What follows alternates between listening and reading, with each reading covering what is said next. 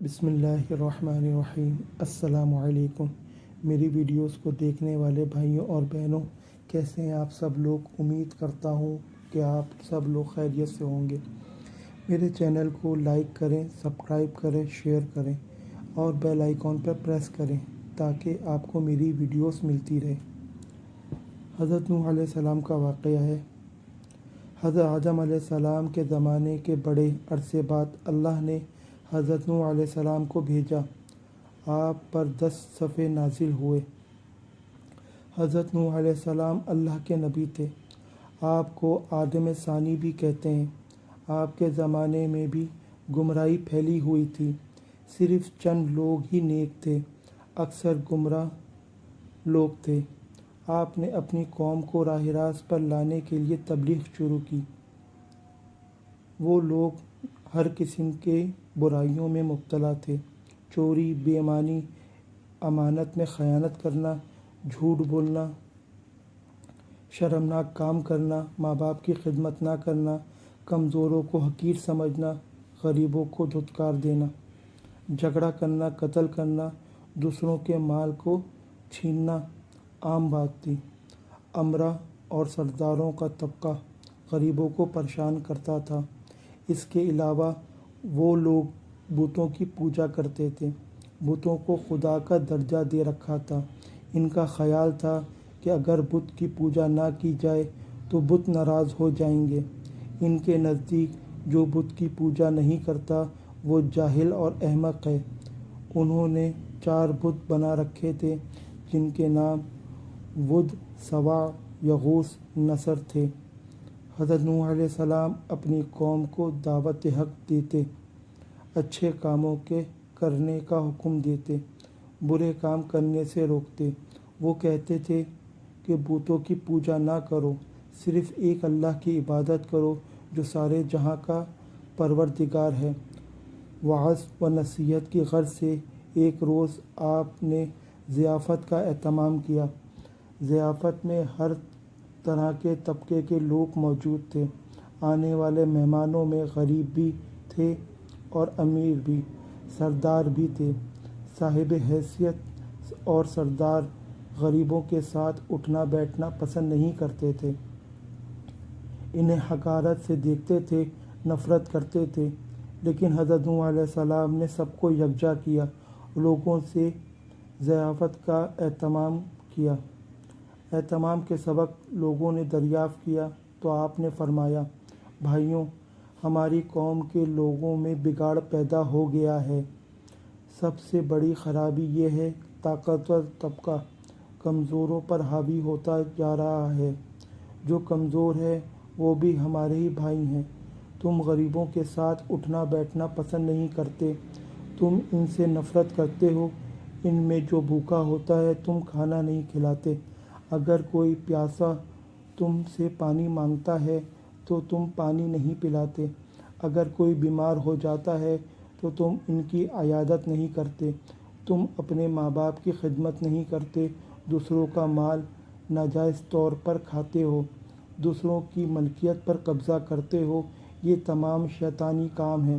اس کے علاوہ تم اپنے ہاتھوں سے بنائے ہوئے بتوں کی پوجا کرتے ہو۔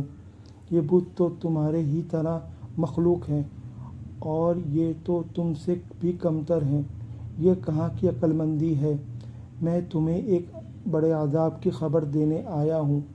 مہمانوں میں سے ایک شخص نے کہا: عجیب شخص ہے، ہمیں کہنے چلا ہے کہ ہم اپنے معبودوں کو چھوڑ دیں، عبادت نہ کریں۔ حضرت نوح علیہ السلام بولے: میں یہ نہیں کہتا عبادت چھوڑ دو، عبادت کرو صرف اس ہستی کی جس نے ساری دنیا پیدا کی ہے، جو مارتا ہے اور جلاتا ہے۔ ایک نے کہا: نوح، تو ایسا کہتے ہی رہتے ہیں، ہم اپنے معبودوں کے خلاف باتیں سننے کے لیے نہیں آئے، ہم تو وہ کرتے ہیں جو ہمارے باپ دادا کیا کرتے تھے۔ آخر میں لوگ مجلس سے اٹھ کر جانے لگے۔ ایک مرتبہ حضرت نوح علیہ السلام ایک راستے سے گزر رہے تھے۔ ایک بوڑھا شخص نظر آیا۔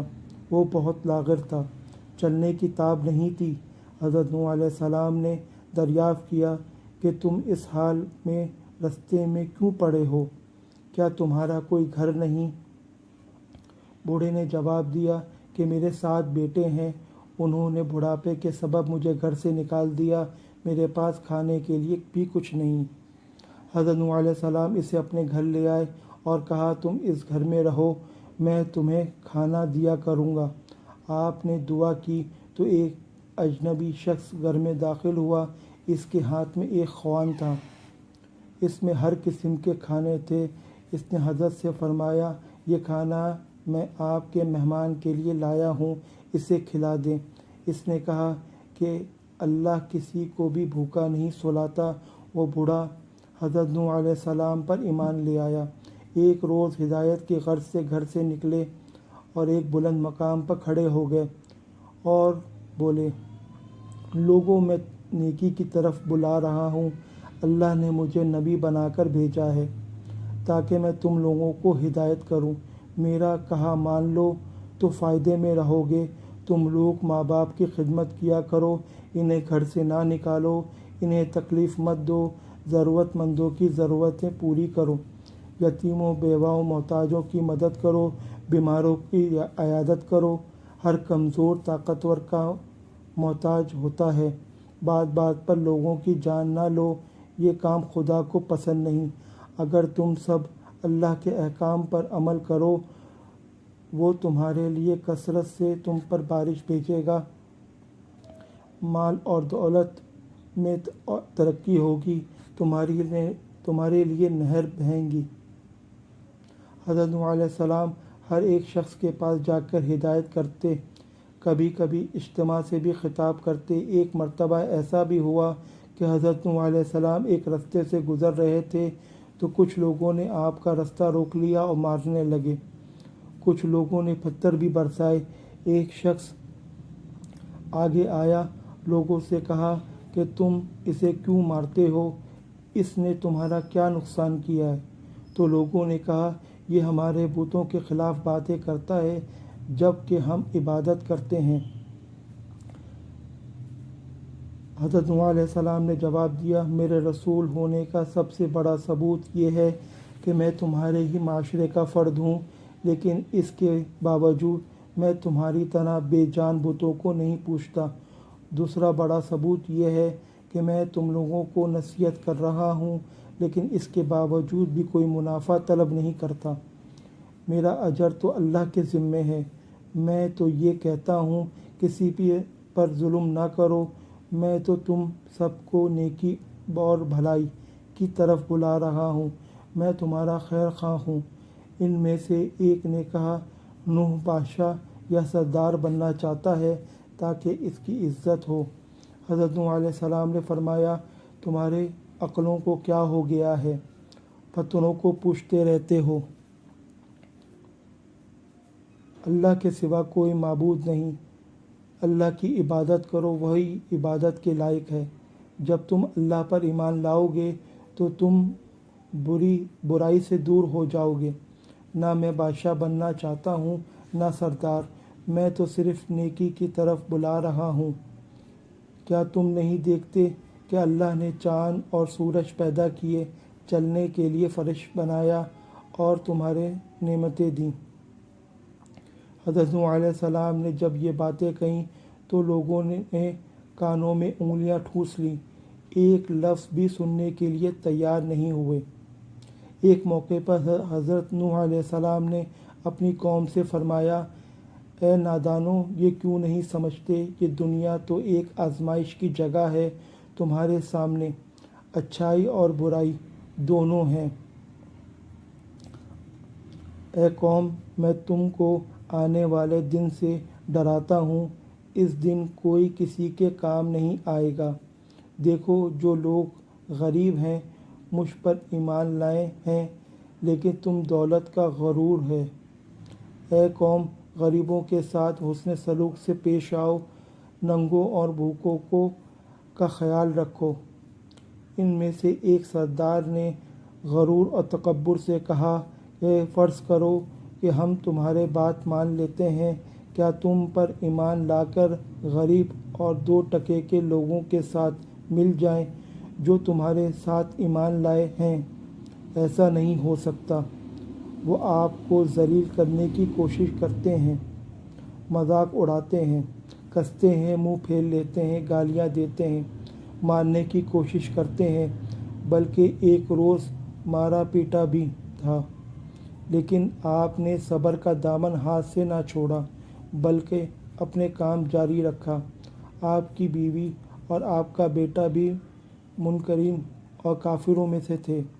حضرت نوح علیہ السلام نے دعا کی، اے رب میرے پروردگار، میں نے اپنی قوم کو دن رات سمجھایا، حق کی طرف بلایا، میرے بلانے پر وہ زیادہ بھاگتے رہے۔ میں نے علانیہ اور خفیہ سمجھایا تو انہوں نے کانوں میں انگلیاں ٹھوس لیں۔ اللہ تعالیٰ نے حضرت نوح علیہ السلام کو وحی بھیجی، ایک کشتی بناؤ اور ظالموں کے بارے میں کچھ نہ بولو۔ اللہ کے حکم کے مطابق آپ نے کشتی تیار کرنا شروع کی۔ کچھ لوگوں نے مذاق کرتے ہوئے پوچھا، اے نوح کیا بنا رہا ہے؟ آپ نے بتایا، میں ایک کشتی تیار کر رہا ہوں، کیوں نہ کہ اللہ کی طرف سے عذاب آنے والا ہے۔ اللہ نے جو ڈھیل دے دی ہے وہ ختم ہو رہی ہے۔ جب وقت آئے گا ہر طرف پانی ہی پانی نظر آئے گا، صرف وہی بچے گا جو اس کشتی میں سوار ہوگا۔ جو بت پرستی سے توبہ کرے گا، گناہوں سے معافی مانگے گا، اسی کو اس کشتی میں جگہ ملے گی۔ لوگ بولے، اے نوح یہ زمین تو خشک ہے، اسے آثار بھی نہیں، اتنا پانی ہو جائے کہ تیری کشتی چلنے لگ جائے۔ دماغ ہی چل بسا ہے۔ حضرت نوح علیہ السلام اس قسم کی باتوں سے بالکل مایوس ہو چکے اور اصلاح کی کہ کوئی امید نظر نہیں آتی۔ جب کشتی بن کر تیار ہو گئی تو لوگ کشتی میں غلاظت پھینکنے لگے۔ کشتی میں کوئی ایسی جگہ نہ تھی جہاں غلاظت نہ ہو۔ کافر غلاظت پھیلانے کے لیے کشتی کے اندر جایا کرتے تھے، یہ ان کا معمول بن چکا تھا۔ ایک مرتبہ ایک کوڑھ کا مریض بھی اپنے ناپاک مقصد کے ساتھ کشتی کے اندر گیا۔ اس کے سڑے ہوئے جسم کے ایک حصے پر کچھ غلاظت لگی ہوئی تھی۔ کچھ دیر کے بعد اس نے دیکھا کہ جہاں غلاظت لگی ہے وہ حصہ اچھا ہو گیا۔ اب اسے حیرت ہوئی، یہ کیا ماجرا ہے؟ آخر غلاظت کس طرح شفا ہو سکتی ہے؟ پھر وہ کشتی کے اندر داخل ہوا اور غلاظت پوری طرح سارے جسم پر مل لیا تو دیکھا کہ وہ بالکل تندرست ہو گیا ہے۔ یہ بات کوڑھ کے مریضوں کے اندر پھیل گئی تو سب نے کشتی کے اندر داخل ہو کر غلاظت ملنا شروع کر دیا۔ اس طرح پوری کشتی صاف ہو گئی۔ حضرت نوح علیہ السلام نے اللہ سے دعا کی، اے رب لوگوں نے میرا کہنا نہیں مانا، ایسے شخصوں کی پیروی کی جن کے مال اور دولت نے ان کو زیادہ نقصان پہنچایا۔ ان کافروں میں سے زمین پر ایک باشندہ بھی مت چھوڑو۔ اگر آپ ان کو روئے زمین پر رہنے دیں گے تو ان کی اولاد بھی کافر ہوگی۔ آپ کی دعا قبول ہوئی، اللہ کا عذاب آ چلا، گھروں سے پانی امڑنے لگا، پانی کا ریلا تیزی سے بہنے لگا۔ جس جگہ سے پانی ابل پڑا وہ جگہ کوفہ کی ایک مسجد ہے جس کا نام مسجد انبیاء ہے۔ دوسری طرف آپ پر آسمان سے خوفناک بادل چھانے لگے۔ حضرت نوح علیہ السلام نے دیکھا کہ زمین سے چشمے پھوٹ رہے ہیں۔ حضرت نوح علیہ السلام نے کہا، یہ اللہ کا عذاب ہے۔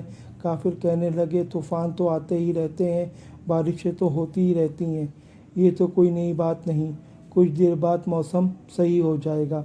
دیکھتے ہی دیکھتے ہوا میں تیز جھونکا آیا جس سے ہر چیز ہل گئی۔ پھر پانی برسنا شروع ہوا۔ بارش میں اتنی شدت تھی جیسے کہ آسمان نے اپنے تمام دروازے کھول دیے ہوں۔ حضرت نوح علیہ السلام نے ایمان والوں سے کہا، کشتی میں سوار ہو جاؤ۔ اللہ نے فرمایا، ہر قسم کے جانوروں کا جوڑا بھی کشتی میں سوار کر لو۔ حضرت نوح علیہ السلام نے اللہ کے حکم کی تعمیل کی، ہر جانوروں کا جوڑا سوار کر لیا۔ کشتی میں ایک جگہ جمع کیا۔ طوفان چلنے لگا، بارش سے ندی نالے اور زمین پر پانی بھرنے لگا۔ پھر زمین کے ہر حصے میں پانی بہنے لگا۔ اب حضرت نوح علیہ السلام کا جہاز تیرنے لگا۔ پانی اونچا ہو رہا تھا۔ حضرت نوح علیہ السلام کی نظر جب بیٹے پر پڑی تو آواز لگانے لگے، بیٹے اب اس کشتی میں سوار ہو جاؤ، تمہاری جان بچ جائے گی، اب کافروں کے ساتھ چھوڑ دو۔ تو بیٹے نے جواب دیا، میں پہاڑ کی اونچی چوٹی پر چڑھ جاؤں گا، پانی وہاں تک نہیں پہنچے گا۔ تب حضرت نوح علیہ السلام نے اللہ سے اپنے بیٹے کے بارے میں سفارش کی کہ میرا بیٹا ڈوب رہا ہے، یہ تو میرے ہی خاندان کا فرد ہے، تیرا وعدہ سچا ہے۔ اللہ نے فرمایا، وہ تیرے خاندان والوں میں سے نہیں ہے، تیرے گھر والے تو وہ ہیں جو تجھ پر ایمان لے کر آئے اور تجھ کو نبی مانا۔ روایت کے مطابق بارش مسلسل 40 دن تک ہوتی رہی۔ تو میرے بھائیوں، بزرگوں، دوستوں، آج کا جو بیان تھا وہ حضرت نوح علیہ السلام پہ تھا۔ میری ویڈیوز کو لائک کریں، شیئر کریں اور سبسکرائب کریں، اور ساتھ ہی بیل آئیکن کے بٹن کو پریس کریں تاکہ کل انشاءاللہ آپ کو نئی ویڈیو ملے۔ آپ کا بھائی حافظ محمد احمد۔